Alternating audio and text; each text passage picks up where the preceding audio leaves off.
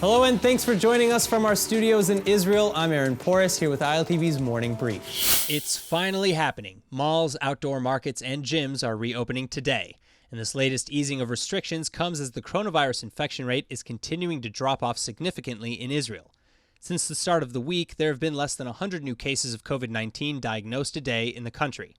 And right now, the death toll stands at 239, and 16,310 Israelis have been diagnosed with the virus, with only a total of 33 new cases in the past 24 hours. But even though shopping malls and outdoor markets are allowed to reopen, they'll be facing various restrictions. Only a limited amount of shoppers will be allowed to enter, with one person for every 20 square meters to ensure that the 2-meter distance between customers is observed. Customers will also not be allowed to consume food on site in markets and must wear masks. Places for waiting in line will also have to be delineated, and as a result of the dip in the new coronavirus cases in Israel, more restrictions will be eased.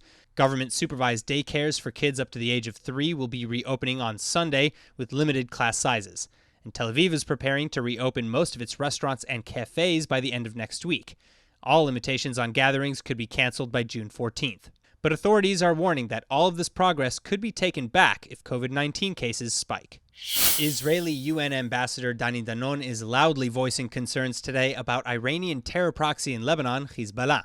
Specifically, he's pressuring the UN over its failure to enforce Resolution 1701, which ended the Second Lebanon War of 2006. And this also comes as Israel's high-level security cabinet is set to convene for the first time in months today, with topics on the docket likely including the potential prisoner swap between Israel and Hamas and Iranian threats to the region. But the 2006 Resolution 1701 not only ended the Second Lebanon War, it established UNIFIL as a mediating force, while calling on the Lebanese government to disband all Lebanese and foreign militias present along the border. Yet in the 14 years since the passing of 1701, Hezbollah has still been very active. Just over the last year, Israel has even been presenting evidence of Hezbollah terror tunnels that cross over the border, in addition to several violent incidents. Yet UNIFIL, or the United Nations Interim Force in Lebanon, has been either unwilling or unable to inspect these sites. So Danon reiterates that UNIFIL must have full freedom of movement or disband, saying, "We're not calling to shut down the mission tomorrow morning, but if they can't change or function, why spend so much money?" United States Secretary of State Mike Pompeo is planning to visit Israel next week for landmark meetings with both Prime Minister Netanyahu and Knesset Speaker Benny Gantz.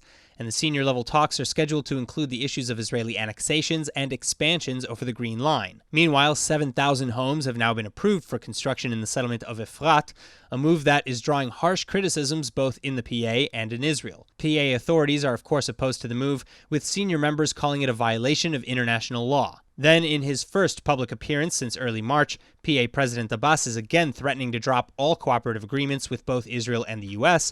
at the mere announcement of annexations. Meanwhile, in Israel, a recent poll shows that the majority of Israeli Jews are also opposed to annexations. Such moves, however, have long been major campaign points of Netanyahu's Likud party, and U.S. officials have indicated that as long as the decisions are in line with their deal of the century, then they would likely offer support. Now, this is a crazy story. The health ministry is cracking down on an ultra-Orthodox man who's been posing as a doctor and offering coronavirus diagnoses over the phone. The so-called Dr. Natan Har was contacted by Israel's Channel 12 News after flyers were discovered in his Haredi community promising that he could confirm whether or not a person has the disease by just hearing their cough during a phone call. And the fake doctor was allegedly charging 50 shekels, or $14, for the service. Well, a health ministry representative actually contacted the suspect and pretended that she was a customer. And after 2 coughs, both she and her son were diagnosed as coronavirus patients. Then, after going to his house to pay his raised price of a whopping $71, health ministry inspectors confronted the man, and they warned him to cease his activities immediately. For now, it's still not clear how many people have been swindled by the fake doctor, and the ultra-Orthodox community has been the hardest-hit sector in Israel, with members slow to adopt government rules, largely because of lack of access to information and the internet. That's all for now, but for more news from Israel, remember to like ILTV on Facebook and on Instagram, and to subscribe to us on YouTube. I'm Aaron Porras, and see you later with our main daily broadcast from Israel at 2 p.m. Eastern Time.